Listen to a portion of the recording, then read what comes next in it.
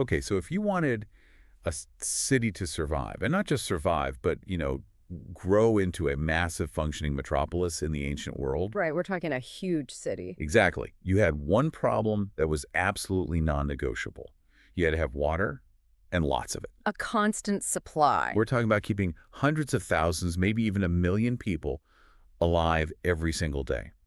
The solution to that logistical nightmare was one of history's greatest engineering feats.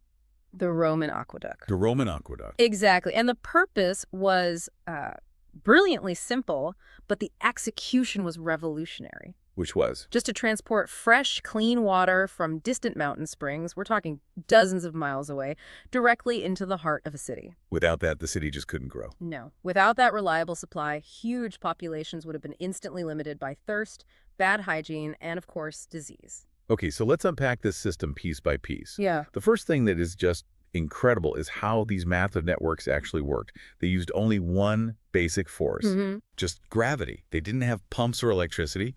The water just flowed continuously downhill, starting high up at the source and going all the way to the city. Which required a total mastery of the terrain. Yeah. And because that water was so precious, they had to protect it. From what? Well, from evaporation in the hot Mediterranean sun and also from contamination, leaves, animals, dirt. So how did they do that? For most of the journey, sometimes 90% of the entire route, the actual water channels were built underground, carved right into the earth, totally hidden from view. But wait, when you think of an aqueduct, you picture those stunning stone bridges, right? The ones with all the arches. Of course, that's the iconic image. So if most of the channel was underground, why did they even need the arches? It was purely a structural and mathematical problem. When the ground dipped down too low to maintain that downhill flow, they had two choices. They could detour 50 miles around a valley, or they could build a bridge straight across it. And they chose the bridge. They chose the magnificent high arches specifically to maintain that crucial, steady downward slope. They weren't for show at all. They were a calculated solution to a geography problem. Okay, and this is where the term advanced planning just doesn't even begin to cover it. The challenge wasn't just building a straight line. No, not at all. The most complex part was maintaining the gradient. The slope. The slope, exactly. Keeping it precise and consistent across miles of changing terrain. The Romans had to find this very delicate balance. Because if the slope was too steep, what happens? The rushing water would just pick up too much speed, too much velocity. It would literally erode the stone and concrete channels over time. So it would just blast the system apart from the inside out. Pretty much. But if the slope was too shallow, you get the opposite problem. The water just stops.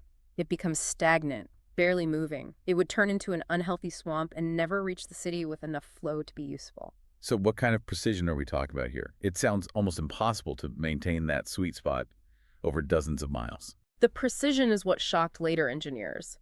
The ideal gradient they aimed for was a drop of only a few inches. A few inches. For every 100 yards traveled. Wow. Okay, just to put that in perspective.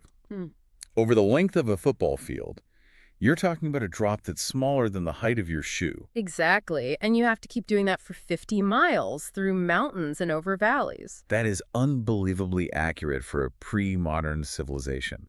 So how did they possibly measure that? You can't just use a piece of string. They used a seriously sophisticated tool called a chorobates. A chorobates? Yeah. Imagine a 16-foot wooden frame, basically a massive, highly accurate level. It used a channel of water cut into the wood itself, or sometimes a weighted string, a plumb bob, to determine the exact levelness of the ground. And they just used that over and over again to plot the whole route. With a mathematical accuracy that allowed for that tiny, crucial gradient. And their dedication to that path was absolute. What do you mean? We have evidence of them carving massive tunnels straight through solid rock mountains, sometimes hundreds of yards long, just because going around the mountain would have messed up their perfect slope. Wow. So they always prioritized the path over easy construction. And to build something that could last for centuries, they needed materials that were just as impressive as their math. What were they using? They used expertly cut stone blocks, baked bricks, and a revolutionary material, a special waterproof volcanic concrete. Right. That volcanic concrete, that's one of the secrets to their durability, isn't it? What made it so good? It was incredibly strong, but crucially, it resisted all the mineral deposits, and cracking that typical mortar would suffer from being constantly wet. And they had backups, right? Oh, yeah. For an extra layer of protection, the inside of the water channels was lined with a thick, smooth layer of hydraulic plaster. That was their ultimate waterproofing. It prevented any leakage at all. Okay, so let's look at those giant arches again. Building them must have been an immense challenge. How do you hold all those heavy stones up in the air while you're building the curve? That's where massive wooden scaffolding came in.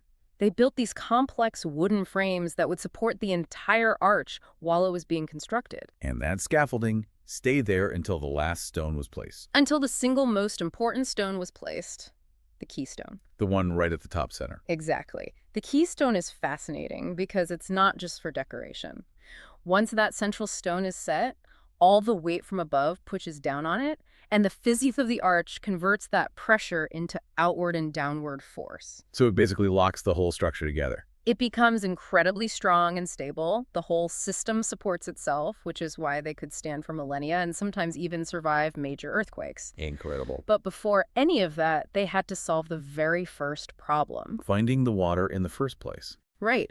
Where does the water actually come from? Finding a source that was clean, reliable, and consistent was the absolute first step. And they had a preference, I imagine. Overwhelmingly, engineers preferred mountain springs. Why springs? Because the water was naturally filtered as it seeped through layers of rock and earth. So it was already cleaner from the start. Plus, spring water often stayed naturally cool, which was a huge bonus. But they weren't just taking chances, were they? They had a quality control process. They did. Before the spring water even entered the main channel, it went through these things called settling tanks. Like a filter. Sort of, but more simple. They were basically gigantic settling ponds built into the system. The design just slowed the water flow down dramatically inside the tank. And why would they do that? Because the water was moving so slowly, gravity had time to do its work. It would pull any heavy impurities like sand, silt, little pebbles down to the bottom. So it's a self-cleaning mechanism. The heavy stuff sinks, and only the clear, pre-filtered water continues on. And that focus on quality was essential for public health. Inspectors were constantly checking the source and these tanks to make sure the water was safe. While the rest of the ancient world was drinking from dirty wells, Rome was getting clean mountain spring water. Okay, so the fresh water has traveled 50 miles. It's gone through tunnels, over bridges, and it finally reaches the city walls. It then flows into a central distribution building, this nerve center, called a castellum. Right. The castellum wasn't just a storage tank. It was a pressure regulator and a master valve system. From there, the water was divided into different branches and sent out across the city. And they had a priority system, which I think is a brilliant piece of city planning. It was. The network was set up to make sure that essential services always got water first, especially during a drought or a shortage. What counted as an essential service? Public fountains, first and foremost. That's where most ordinary people got their water. So most people in, say, crowded apartments would just go to the local fountain. Correct. But if you were wealthy, you had another option. You could pay a specific tax or a fee. Of course. And have water piped directly into your private home or villa.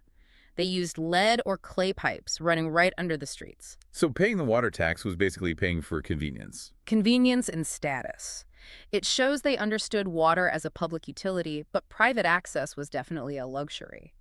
And that massive, reliable volume of water completely reshaped the social fabric of the city.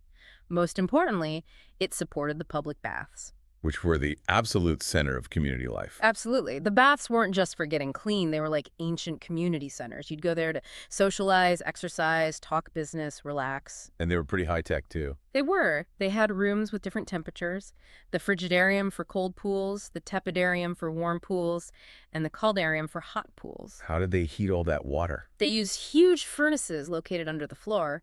This system, called a hypocaust, heated the floor stones and the water in the hot sections. And the aqueducts were key for hygiene, right? Yeah. They had to keep refreshing that water constantly with so many people using the baths. Which brings us to the other half of the system's genius. Where did all that used water go? The excess water from the fountains and the dirty water from the baths was intentionally diverted into a secondary system. Which was? A vast network of underground sewers. So the constant flow from the aqueducts didn't just bring clean water in. Yeah. It also provided the power to flush the dirty water out. Exactly. The wastewater wasn't wasted, it was the engine for the sanitation system. This constant stream of water flushed all the waste away from living areas, out through channels like the famous Cloaca Maxima and into the river. That combination, clean water coming in, dirty water going out, is what made a city of 1 million people even possible. And we can't forget the industrial power side of this, which is often overlooked. You mean the water wasn't just for people? No, the sheer force of the moving water was harnessed for industry. This is ancient automation. It is. Before the aqueducts, grinding grain into flour required dozens of enslaved people or animals working all day. But with water power. A single stream of water could power a whole complex of flour mills, grinding enough grain to feed the entire city efficiently. They also used water power in mining to separate ore and in sawmills to cut timber. It was a massive economic boost. So you have this amazing loop. The engineering makes the city livable, the water creates the social centers, and the surplus water powers the economy. But maintaining this system must have been a constant nightmare. It was a full-time, resource-intensive job. Over time, mineral deposits, like that hard calcium scale you get in a shower head, would build up inside the channels and reduce the flow. And you can't just pour chemicals in, so workers had to physically go into those dark, cramped tunnels to scrape it all out. Yes, and to do that, they built inspection hatches at regular intervals so maintenance crews could get access. They also had to constantly clear out tree roots. A single leak could undermine the foundation of a bridge and cause a total collapse. So why did such an incredible system ultimately decline? If it was so durable, why did the water stop flowing? A couple of reasons. First, war. Invading armies learned that the easiest way to defeat a big city was to just cut the water lines. Forces them to surrender. Exactly. Yeah. And second, maintenance is expensive. When the powerful central government that paid for all those repairs crumbled, the structures began to fail from simple neglect and earthquakes. And when the reliable water disappeared, The cities shrank, their populations collapsed because they just couldn't support that many people anymore. yet the legacy is just stunning.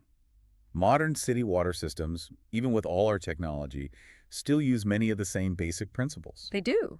We still rely on gravity to move water over long distances. We still use settling tanks to pre-clean water, and we use pressurized pipes for final distribution. And the core idea they pioneered, that providing clean public water is an essential service for all citizens, that's still the basis of city planning today. The fact that so many of their original arches are still standing is a testament to the unbelievable durability of their designs. The ancient aqueducts prove that human ingenuity can overcome huge environmental challenges to improve public health and the economy. They really are one of the most powerful examples of applied engineering in all of history. Absolutely. Good luck with your studies.